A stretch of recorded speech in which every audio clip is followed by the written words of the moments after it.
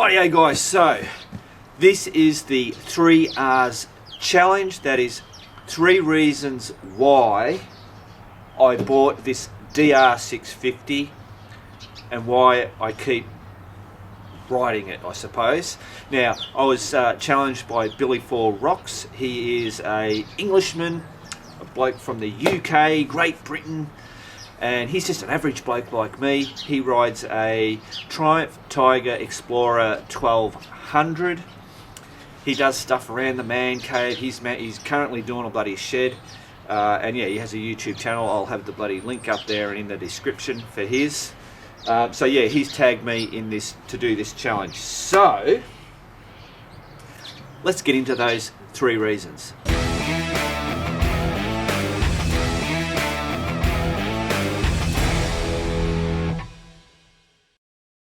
Rightio, so the first reason why is money. Now, and I just say money because there's a couple of reasons why money is. Obviously, the first thing is to buy this.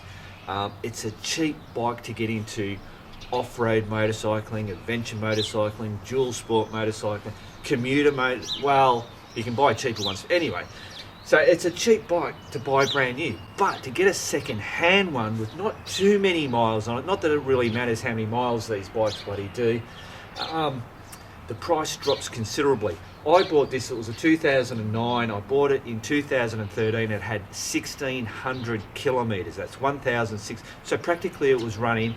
I paid $5,300. It was all stock.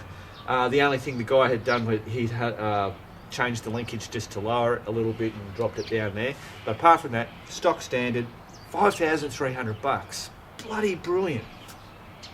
So they're a cheap bike you can buy. The other thing is to service the bike, replacement parts, cheap. It's just, they're cheap. They're not like, you know, the KDN branded stuff. You just pay through the nose for it. So, and then to maintain the bike with your servicing and all that kind of stuff, it doesn't need a lot to be serviced. You change your oil, you replace your bloody oil filter, clean out your air filter. That's it. That's all you got to do. So, very cheap. That was number 1. Rightio, so number 2, and it's a bloody easy one, it's reliability. We all know the Suzuki DR650, it is just a rock solid platform of a bike. The reason why, it's been running for so many years, I don't know, over 20 years, this has bugger all been changed on it. And the other thing is that it's just simple. It's a simple machine. There's not all these bloody crazy, electrical systems and whiz-bang things going on. It's a bit like when you buy I learned when you buy a washing machine or some type of white good thing for the house, you buy the one that has the least amount of buttons on it. The more buttons that you have, the more problems that can go wrong. And that's what the DR650 is. It's just a simple bike. It does everything you need it to do, and it just keeps going. The only time I ever have trouble with it is when it's sat around for over 2 weeks. It's a bit of a bugger to get it started. Once it's started, you just when I've been on trips and it's been going the whole day in the outback, 100 k's an hour on those big long dirt, pull up for camp in the morning. Ding, boom, and away you go again. It's ready just to power through and do all that. So reliability was a major reason for getting this bike. Rightio, so the third reason why I got the bike, why I still have the bike, is its versatility. So I suppose this is a dual sport motorcycle. It's a farm bike, it's a commuter bike. You can turn it into an adventure bike, which is what I've done.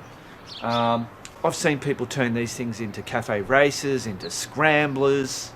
The DR650 is a blank canvas. So you buy it cheap, and then you add the stuff that you want to make it the bike that you want it to be. That's the beauty of a DR650. I'm never one of those guys that says, I wish they'd upgrade the suspension and they'd do this and do that. I say leave the bloody thing the way it is. Then each individual person can make their own modifications to suit themselves. Now, I've spent $12,000 in total. That's buying the bike, doing all the modifications on this. That includes the duffel bag, the saddlebags, the tank bag, whole toll. I have a website where I list everything that I've done to the bike, how much I paid for it, where I bought it from, and also an associated video that shows me doing whatever that thing was. So that's the third reason. Versatility, you can't bloody beat it. Rightio guys, so now what I'm going to do is, that's the 3 reasons why I bought it, why I still continue to have the bike. Allow me to put a personal thing to it, and that is the DR650 is understated, and I'm the type of bloke that loves the underdog. I like the underdog. I like seeing the underdog come out to be the hero type thing. If you're talking about movies, that's the type of shit that spins my wheels. I like old things. Clearly, guys that know me, that's what, old things is what. I don't like the flashy new things. I appreciate the flashy, Alistair's KTM 1090. Beautiful looking bike. When you see it in person, it's there. Every time I look at it, I go, that's a really cool looking bike. But if I was to go, do I want that type of... I don't want to ride it. I can appreciate that stuff. But for me, and it's the same with what I wear. I wear just, bland, bloody black shit. That's what spins my wheels. So the DR650, it's understated. It's the underdog. The other thing is that I've done so many trips on this bike, adventure stuff. I mean, just even stuff around the town. I mean, this is all this bike is used for. It's for doing adventures on it and just riding around in the bush. I don't commute on it. That's not what the bike's for. Nothing wrong with commuting, using a bike for commuting. That's bloody brilliant. So yeah, the understatement, the adventures that I have with this bike, I call it Max. I've given it a name. That's the type of bloke that I am. And it's never given me any bloody trouble. It's easy to work on. It's cheap to buy parts for. It's just the DR650. It's an absolute warhorse. I've dropped this bike so many times in so many different bloody places, and you pick it up. The worst thing you ever have to do is turn the screw on the carburetor to drain the float. If it floods, do it back up, and it just starts straight back up again. So I have a lot of emotional attachment to good old Max. So I don't think I'll ever get rid of him. He'll stay here, and I will just continue to ride it. And every now and then I get to ride some other whiz-bang fancy bike, which is cool. But for the stuff that I do, you just can't beat Max the DR650. Like I said, workhorse, a true workhorse. Understated. He doesn't have shiny armour or anything like that. He just gets in there and says, Mark, let's get this job done.